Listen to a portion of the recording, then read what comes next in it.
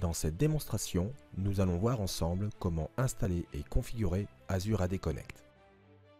Pour en faciliter la compréhension, j'ai découpé cette démonstration en 4 volets. Dans un premier temps, nous allons préparer l'Active Directory On-Premise.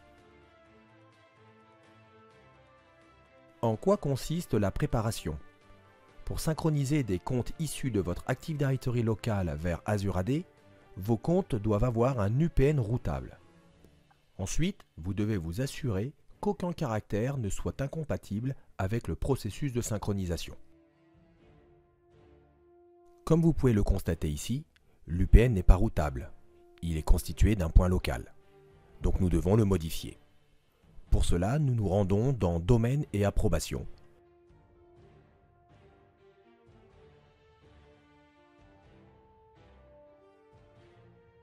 Dans Domaine et Approbation, sur Domaine et Approbation Active Directory, accédez aux propriétés.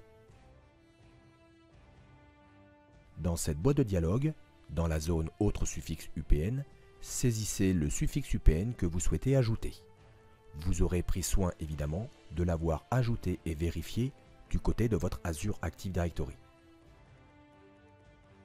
Maintenant que vous avez ajouté ce suffixe UPN, vous avez le choix de venir modifier tour à tour chaque utilisateur ou alors de procéder au travers d'un script. C'est évidemment cette deuxième solution que j'ai choisie.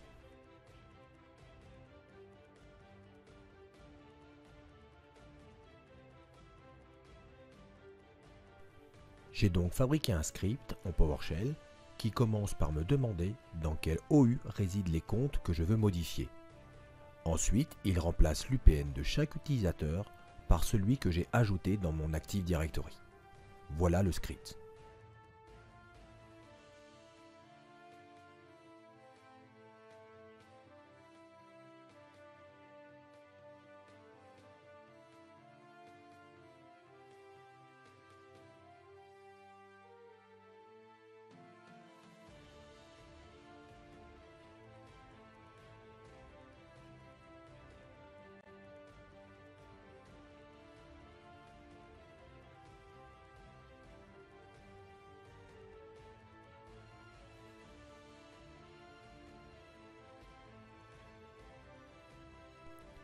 Vérifions à présent le résultat.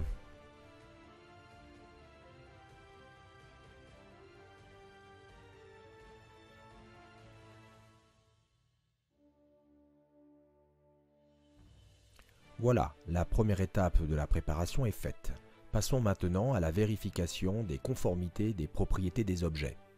Pour cela, nous allons utiliser un petit outil qui porte le nom de idfix.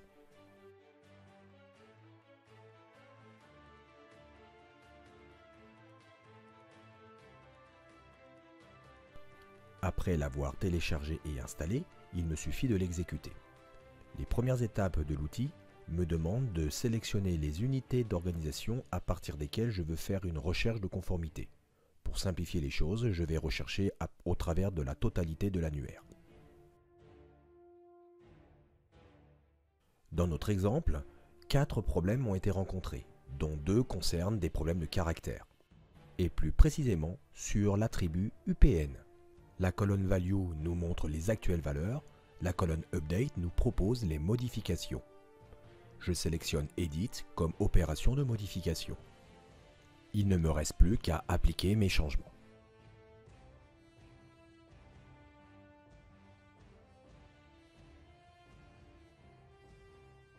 Pour vérifier que mes modifications ont été entérinées, je relance l'interrogation.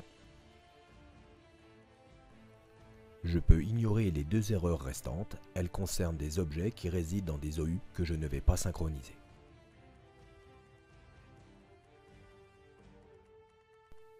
Je peux évidemment me rendre dans Utilisateur et Ordinateur Active Directory afin de vérifier le résultat de cette modification.